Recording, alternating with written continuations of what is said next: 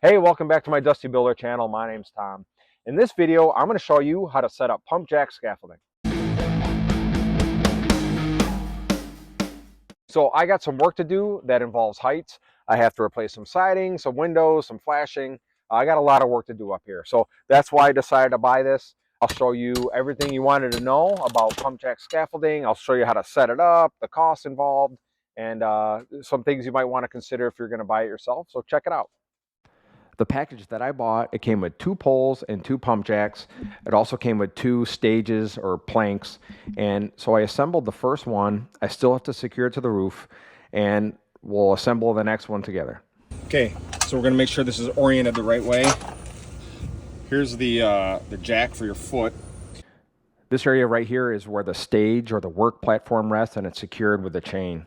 The pole goes right through there, and then we have this other section here, and this is for our work platform. And then so we're going to orient it like this.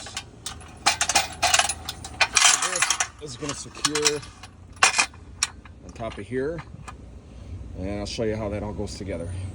Okay, so this bolt goes through here, and it goes through here.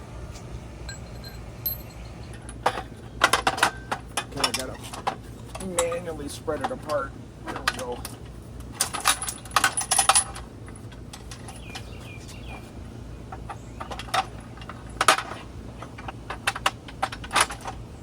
Cool.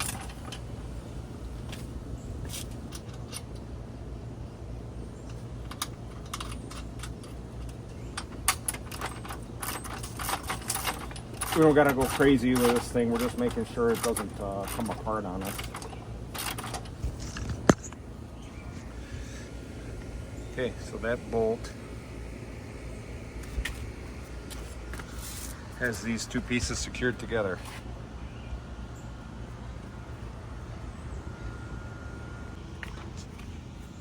Okay, now we're gonna put this whole thing on here as a unit. First thing we gotta do though is take off this foot. We squeeze this and this together. See if I can do it with one hand. I can't. Oh. So that comes out. Set this aside, and this rubber piece goes on the back.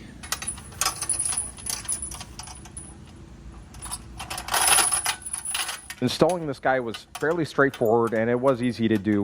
It was a little bit trickier for me because I was working alone and I had this pole resting on sawhorses. It would have been a lot easier if I had someone else that was supporting the pole, and then I could push against it, because I needed to slide this unit up and I just didn't have enough resistance for it to go smoothly. Okay, we just got to fit that guy in through there and then through here. Inch by inch, though, I was able to wiggle the thing on there. Then it was time to set it up. My installation's a little more complicated because I had this roof overhang to deal with. So I had to position the jacks above this roof overhang. Then I could put the picks on. To secure the pole to the roof, it comes with this clamp. So that clamp secures to the pole, and these arms will screw to either the roof or the fascia. I chose the roof. I thought that was a pretty safe area to secure to. Plus, I have to replace the fascia and the gutter, so I didn't want to have to work around it. And it comes with these big screws. These are almost lag bolts. I should mention, to install these things, you do need an extension ladder, because I am screwing these into the roof, so you need an extension ladder to work off of. This was a little scary, but once I was able to slide those arms down, and then I went back onto the extension ladder, and I tightened it down pretty snug. Now it's time to secure those arms with those bolts. And the instructions say you only need to go through the plywood, but I was looking for a rafter just for peace of mind. Let's see if we catch one. So what you saw me do with a hammer, I'm sounding for the rafter. I'm looking for the rafter to secure it into, and you can tell by tapping on the roof. It's an old firefighting trick, because when you cut a hole in the roof, you don't want to cut through your framing member. So it's easy to find with a hammer. But I'll show you how we repair that. So we got 2 in the plywood, and we got 1 in the rafter.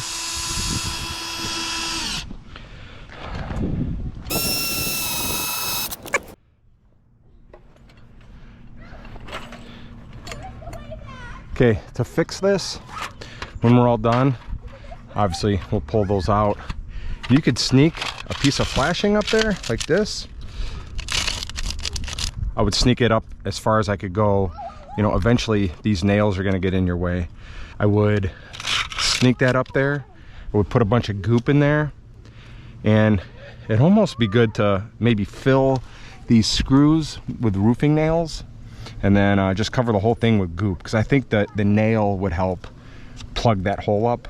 But and then the flashing would just be insurance. So if water, you know, say did dribble under here, it's gonna hit the flashing and then shoop. And also, I guess you don't really have to put a roofing nail in there. You know, that might compromise it. So you could just put some goop under here and some goop under here and just squish the whole thing down. That might be better than using a roofing nail. That way you can plug it up. So that's what I would do. Go flashing.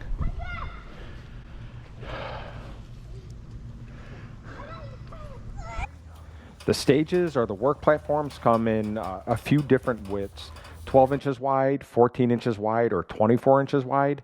I went right in the middle, 14 inches wide. It was very easy to carry with my wife and myself. However, carrying it alone, it's extremely heavy. So if you're working alone, a 24-inch wide platform, you almost need a cart to drag it.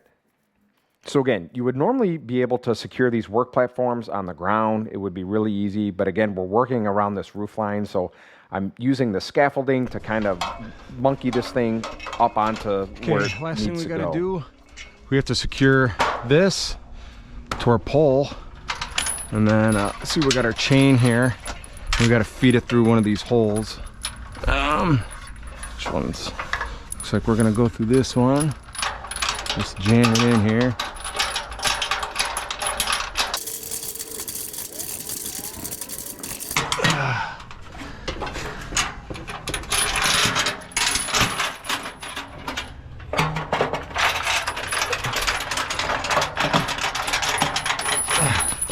Okay, now we're gonna secure it to this guy.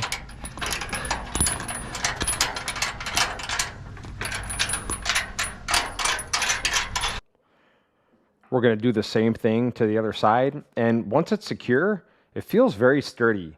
It feels like I should be able to work very comfortably up here without too many problems. All right, our video on how to raise this. We're gonna stick our foot in here. So we got our foot in, and then we push down. Ooh, that's gonna raise us up. And if we had a little buddy over there, they could do it at the same time, but instead you go 1 foot on this side, then I'd have to go over there and raise it a foot. But to lower it, I have to push this with my foot. That's like the safety. So I push that with my foot. Well, first I raise this. I push that with my foot. I can video this. It's kind of scary, but I push it. Oh, yeah. So I got my foot on there, keeping tension. And then with this one, I'm gonna crank, and then I go down. So I don't know if you could tell, but we're going down. So we're gonna put that back on there.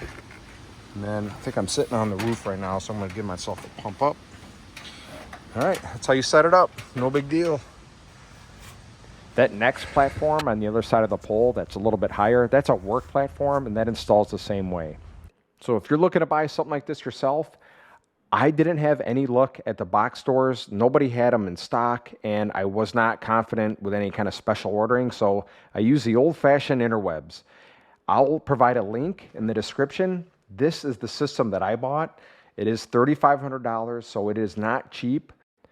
However, like I said, it's a safe way to work from an elevated work surface.